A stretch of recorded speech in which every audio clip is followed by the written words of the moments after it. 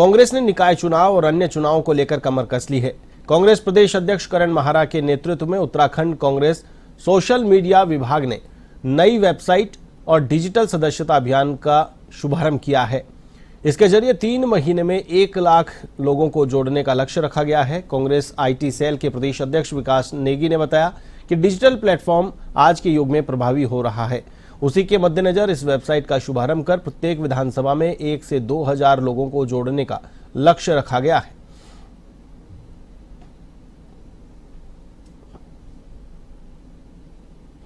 और इसका जो लक्ष्य है, अभी हमने 1 लाख मेंबर्स प्रत्येक विधानसभा में 1 से 2,000 मेंबर्स का लक्ष्य रखा है, जो कहीं ना कहीं आज हम डिजिटल आज देख रहे हैं। आने वाले समय में डिजिटल प्रभावी होता जा रहा है समाज के अंदर अपनी बात पहुंचाने के लिए। तो उसी डिजिटल के प्लेटफॉर्म्स को हमने मजबूत करने के लिए अपने कांग्रेस जन या नया व्यक्ति जो भी कांग्रेस की विचारधारा के साथ जुड़ना चाहता है, कांग्रेस के विचारों को देखना चाहता है, सुनना चाहता है, उसी के लिए हमने वेबसाइट का आज विमोचन किया है। और इसके अंदर सारे जो भी हमारे कार्यक्रम होंगे, जो भी हमारे नेताओं के विचार होंगे। सिलक्यारा टनल में फंसे 17 मजदूरों को सुरक्षित बाहर निकाले जाने की घटना को आज 1 साल पूरा हो गया। इस अवसर पर मुख्यमंत्री पुष्कर सिंह धामी ने इस अभियान में योगदान देने वाले सभी बचाव दलों, विशेषज्ञों और संस्थानों का आभार प्रकट किया। उन्होंने प्रधानमंत्री नरेंद्र मोदी का भी विशेष धन्यवाद दिया, जिनके नेतृत्व में सभी जरूरी तकनीकी उपकरण और विशेषज्ञता उपलब्ध कराई गई। मुख्यमंत्री ने इसे भविष्य के लिए एक बड़ा पाठ बताते हुए कहा कि इस प्रकार की घटनाओं से निपटने के लिए हमारी तैयारियों को और मजबूत किया जाएगा। इस मौके पर गब्बर सिंह नेगी को विशेष रूप से सम्मानित किया गया, जिन्होंने सुरंग के अंदर अपने साथियों का हौसला बनाए रखा और बचाव दल का भरोसा मजबूत किया।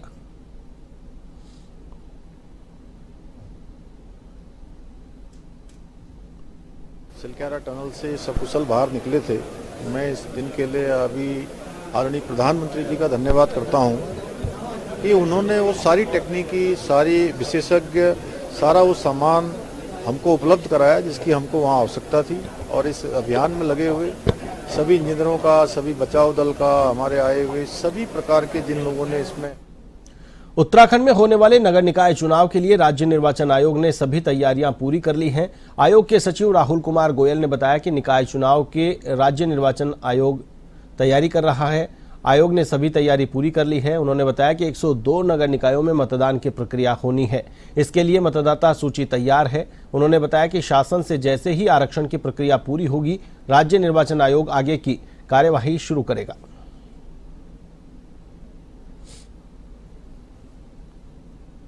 देखिए, राज्य निर्वाचन आयोग की संपूर्ण तैयारियां हो चुकी हैं। 102 निकाय जो हैं उन सभी की वोटर लिस्ट हमारी अद्यतन है, बिल्कुल तैयार है। शासन स्तर से जैसे ही हम लोगों को आरक्षण विभिन्न पदों का प्राप्त हो जाए। उत्तराखंड में नगर निकायों के चुनाव दिसंबर महीने में होने की संभावना है। इसके अनुसार शहरी विकास विभाग और राज्य निर्वाचन आयोग ने अपनी तैयारियां तेज कर दी है। राज्य के शहरी विकास मंत्री डॉक्टर प्रेमचंद अग्रवाल ने बताया कि ओबीसी आरक्षण संबंधी अध्यादेश को राजभवन से जल्द मंजूरी मिलने की संभावना है। राजभवन में मंजूरी मिलने के बाद सरकार निकाय चुनाव के कार्यक्रम को जारी करेगी। वहीं शहरी विकास मंत्री ने जल्द निकाय चुनाव कराने के दावे को कांग्रेस ने हवाई बताया है। कांग्रेस प्रदेश अध्यक्ष करण महारा ने कहा कि सरकार के दावों पर हमें भरोसा नहीं है। आपको बता दें कि प्रदेश के 100 नगर निकायों का 5 वर्ष का कार्यकाल पिछले साल 2 दिसंबर 2023 को खत्म होने के बाद इन्हें प्रशासकों के हवाले कर दिया गया था। अभी हमारा आरक्षण का जो होना है उस पर हमारा अभी मंथन चल रहा है और माननीय राज्यपाल जी के पास जो हमारी ओबीसी आरक्षणों को लेकर फाइल गई है वो भी अभी वहाँ लंबित है। जैसी राजधानी देहरादून को डस्टबिन फ्री बनाए रखने के लिए नगर निगम की ओर से रोजाना घरों से कचरा एकत्रित किया जा रहा है, लेकिन दूसरी तरफ कूड़ा उठाने का शुल्क नहीं देने वालों पर भी कार्रवाई की जा रही है, जिसे लेकर नगर निगम ने महिला समूहों से शुल्क नहीं देने वाले भवन स्वामियों की सूची मांगी है। इस बात को लेकर देहरादून के नगर आयुक्त गौरव कुमार ने कहा कि जो लोग कूड़ा उठान के सामान्य शुल्क को देने में आनाकानी कर रहे हैं, वहां पर निगम की टीम भेजकर उन्हें समझाने की कार्रवाई की जाएगी। साथ ही उन्होंने कहा कि अगर वह शुल्क देने के लिए नहीं मानते तो उन पर नियमानुसार कार्रवाई भी की जाएगी। हमारे 47 वार्ड्स में वाटर ग्रेस कंपनी के द्वारा डोर टू डोर कलेक्शन किया जा रहा था। इसमें यूजर चार्ज के लिए कोई व्यवस्था नहीं थी, जिसमें तत्कालीन प्रशासक महोदया के निर्देशों के क्रम में महिला समूहों को वार्ड आवंटित किए गए थे। अभी तक 38 वार्ड आवंटित किए जा चुके हैं। महिलाओं के द्वारा उसमें घर घर जाकर यूजर चार्ज कलेक्शन किया जा रहा है। कुछ वार्ड्स में ऐसा इश्यू आ रहा है कि लोग यूजर चार्ज देने में आनाकानी कर रहे हैं अथवा अभद्रता की जा रही है। ऐसी कई जगह से शिकायतें प्राप्त हुई हैं। अभी हमारे द्वारा उसमें अपने टीम्स को भेज कर समझाने की कार्रवाई की जा रही है। यदि ये स्थिति जारी रहेगी तो ऐसे हाउस होल्ड्स पर एनसीसी दिवस के मौके पर विकासनगर के होरावाला राजकीय इंटर कॉलेज में कार्यक्रम आयोजित किया गया, जिसमें मुख्य अतिथि कैबिनेट मंत्री धन सिंह रावत मौजूद रहे, जिसमें कॉलेज के बच्चों ने शानदार सांस्कृतिक कार्यक्रमों की प्रस्तुतियां दी। इस मौके पर शिक्षा मंत्री ने कहा कि शिक्षा विभाग के पास पैसों की कोई कमी नहीं है। सरकारी स्कूलों की तस्वीर लगातार और ज्यादा बेहतर होगी। उन्होंने बताया कि पौड़ी में 70 करोड़ रुपए की नई एनसीसी अकादमी भी बनाई जा रही है। शिक्षा मंत्री ने कहा कि सरकार सभी स्कूलों में 100% किताबें, फर्नीचर, शौचालय, लैब, खेल मैदान मुहैया कराएगी। प्रदेश के सभी सरकारी स्कूलों में 100% शिक्षकों की तैनाती भी की जाएगी।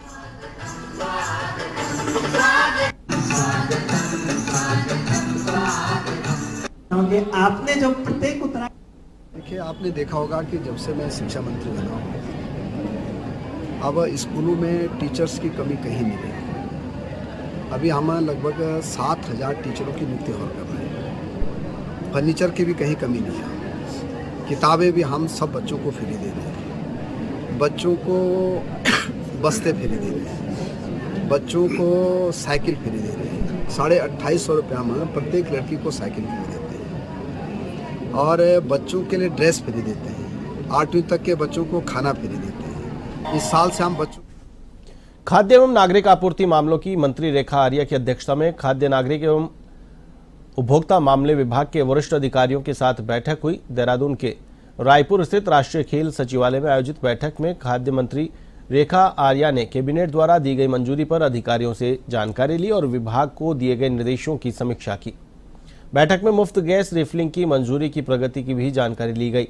रेखा आर्या ने नमक पोषण योजना NFSA के तहत राशन वितरण की मौजूदा स्थिति और सस्ता गल्ला विक्रेताओं के लाभांश और भाड़ा भुगतान संबंधी विषयों की भी समीक्षा की। रेखा आर्या खाद्य एवं नागरिक आपूर्ति मंत्री के तौर पर इस बैठक में शामिल हुई और समीक्षा की।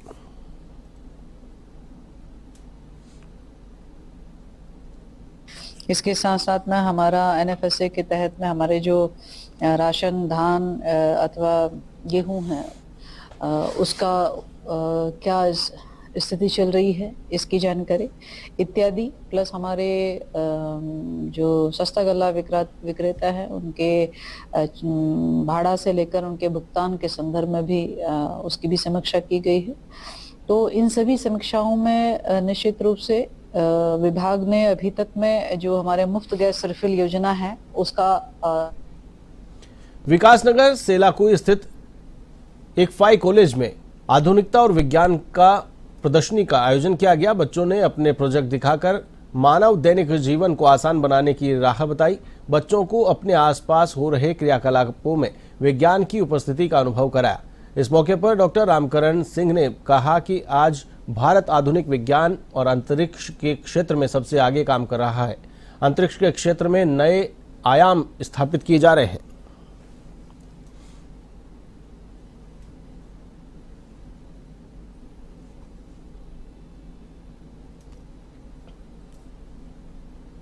तपोवन में स्टाफ के साथ घूमने पहुंचा ग्लोबल इंश्योरेंस कंपनी का एक कर्मचारी गंगा में नहाने के दौरान डूब गया। पुलिस और SDRF की टीम गंगा में सर्च ऑपरेशन चला रही है। मुनिकी रेती के इंस्पेक्टर रितीश शाह ने बताया कि ग्लोबल इंश्योरेंस कंपनी गुड़गांव के 50 कर्मचारी तपोवन घूमने के लिए आए थे। 10 कर्मचारी नीम बीच पर नहाने के लिए गंगा में चले गए। इस दौरान 27 वर्षीय आकाश का पैर फिसल गया और वह गंगा में बह गया। SDRF के इंस्पेक्टर कविंद्र सजवान ने बताया कि गंगा में सर्च ऑपरेशन चलाया जा रहा है। गोताखोरों भी गंगा में गहराई में डुबकी लगाकर तलाशने की कोशिश कर रहे हैं।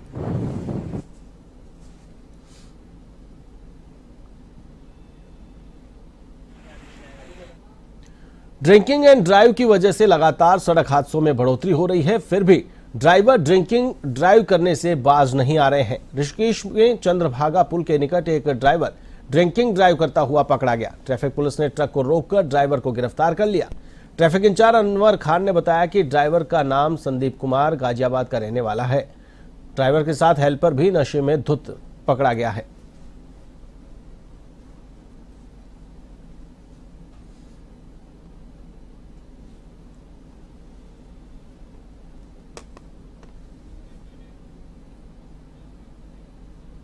मसूरी में जिलाधिकारी देहरादून मसूरी को जाम से मुक्त कराने में लगातार प्रयास कर रहे हैं, जिसके लिए पार्किंग निर्माण का विकल्प तलाशा जा रहा है। मसूरी प्रशासन, लोक निर्माण विभाग, मसूरी पुलिस, नगरपालिका मसूरी, राष्ट्रीय राजमार्ग के अधिकारियों द्वारा नायब तहसीलदार कमल राठौड़ के नेतृत्व में मसूरी के विभिन्न क्षेत्रों का निरीक्षण किया गया और सड़क किनारे पड़ी खाली जगह को चिन्हित किया गया है।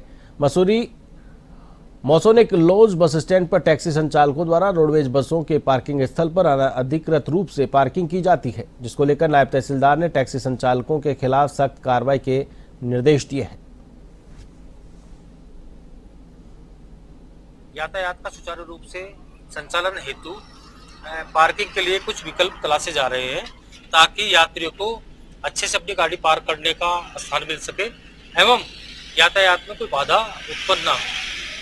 पिक्चर पैलेस पे हमारा रोडवेज का बस अड्डा है, बस स्टैंड है। वहाँ रोडवेज का स्थान और टैक्सी यूनियन का अलग अलग स्थान चिन्हित है, किंतु कुछ टैक्सी चालक जो है रोडवेज की जगह पे एनक्रोचमेंट करके अपनी गाड़ी खड़ी कर रहे थे।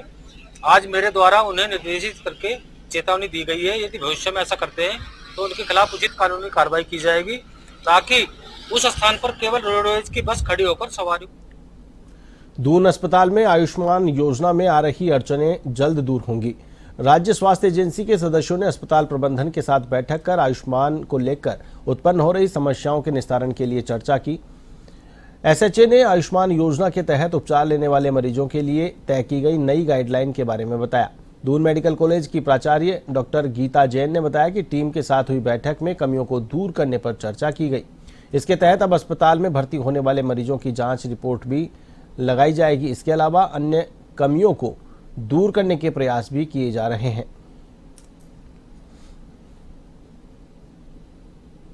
एसएचए की टीम से हम लोग की वार्ता हुई और जो जो उन्होंने कमियां बताई उन सबको दूर करने की कोशिश करी जा रही है।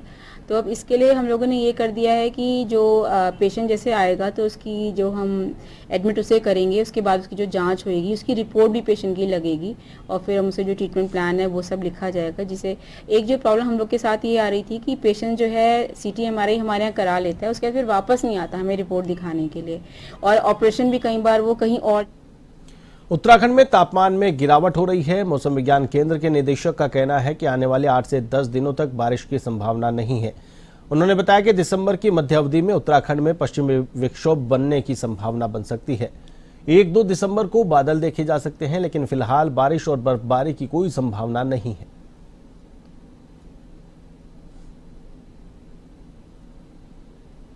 और ठीक है कि ये मंथ भी अब खत्म ही होने वाला है और फिर आगे दिसंबर ही है। और अभी अगर 8 से 10 दिन में अगर बात करूं तो कोई बारिश की जहां तक बात उत्तराखंड के लिए उसमें संभावना नहीं है। लेकिन हाँ, ये आप कह सकते हैं कि मिड दिसंबर के बाद जो है कुछ संभावनाएं बनेंगी, क्योंकि उसके बाद आप देखें तो जो पश्चिमी विक्षोभ है उनका असर कुछ ना कुछ जो है वो उत्तराखंड में भी आना शुरू हो जाता है। तो ये तो बात है कि अक्टूबर और नवंबर तो हमारे ड्राई रहे हैं और अभी जैसे मैंने बोला कि 1 वीक आगे भी कोई बारिश या बर्फबारी की संभावना नहीं दिख रही है। हाँ, 1-2 तारीख में आपको बादल थोड़े बहुत छाएंगे, क्योंकि एक पश्चिम विक्षोभ जो आ रहा है उसका असर जम्मू कश्मीर। उत्तराखंड में मुख्यमंत्री पुष्कर सिंह धामी का बुलडोजर लगातार अवैध मजारों पर चलता हुआ नजर आ रहा है। पिछले कुछ दिनों से कई अवैध मजारों पर मुख्यमंत्री धामी का बुलडोजर चला था, लेकिन सवाल राजधानी देहरादून से उठने शुरू हो चुके हैं, क्योंकि आपको बताते चलें कि राजधानी देहरादून का जाना माना हॉस्पिटल दून हॉस्पिटल वर्षों पुरानी एक मजार यहां बनी हुई है, जिस पर अब हिंदू संगठनों ने विरोध जताना शुरू कर दिया है। मुख्यमंत्री पोर्टल पर एक शिकायत दर्ज की गई है, जिस पर इस मजार को अवैध करार दिया गया है और इसकी जांच की मांग की गई है। बजरंग दल के अध्यक्ष विकास वर्मा ने भी इस मजार की जांच की मांग की है।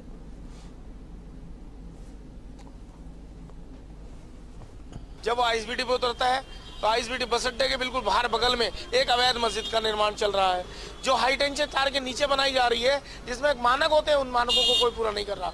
उसके बाद आप देखिए, इलाज कराने के लिए दून हॉस्पिटल, एक सबसे बड़ा चिकित्सालय, सरकारी चिकित्सालय, सरकारी भूमि पर अवैध रूप से एक मजार स्थापित कर दी गई।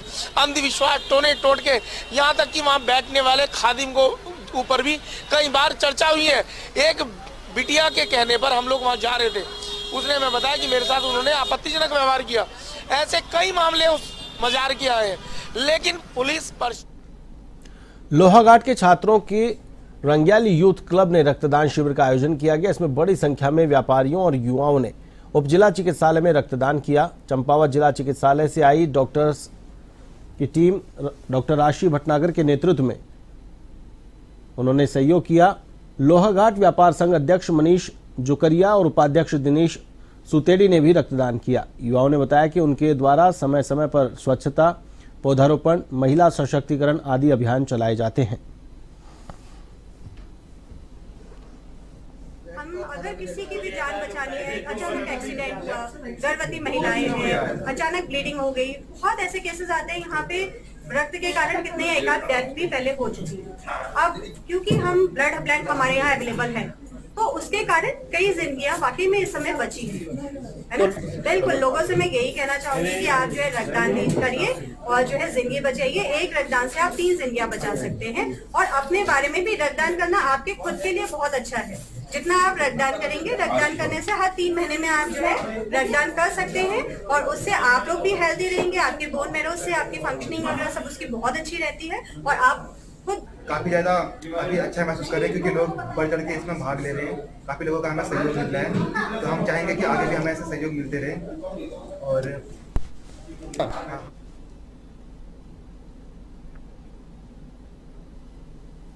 केदारनाथ विधानसभा उपचुनाव जीतने के बाद नवनिर्वाचित विधायक आशा नोटियाल जन जन तक सरकार की योजनाओं को पहुंचाने के प्रयास में जुट गई हैं। आशा नोटियाल ने कहा कि वह जनता का आभार व्यक्त करती हैं। इसके साथ ही अब जन जन तक सड़क, बिजली, पानी और शिक्षा की सुविधा को पहुंचाने की कवायद में जुट गई है। देखिए, मैं तो हमेशा जनता के बीच रहती हूँ और प्राथमिकताएं हमारी जहाँ सड़क नहीं है, पानी नहीं है, बिजली नहीं है, कुछ हमारी बड़ी योजनाएं हैं जो शिक्षा, स्वास्थ्य और चिकित्सा की हैं, उनको सभी चीज़ों को वहाँ पे प्राथमिकता के साथ मेरी प्राथमिकता रहेंगी कि वो सारी सुविधाएं वहाँ केदारनाथ विधानसभा में हो। और भी मतलब शिक्षा के क्षेत्र में भी कुछ बड़े काम। ऋषिकेश गंगोत्री हाईवे पर तेल से भरा टैंकर अनियंत्रित होकर खाई में गिर गया। घटना में चालक और हेल्पर गंभीर रूप से घायल हो गए, जिनको पुलिस और एसडीआरएफ की टीम ने रेस्क्यू किया।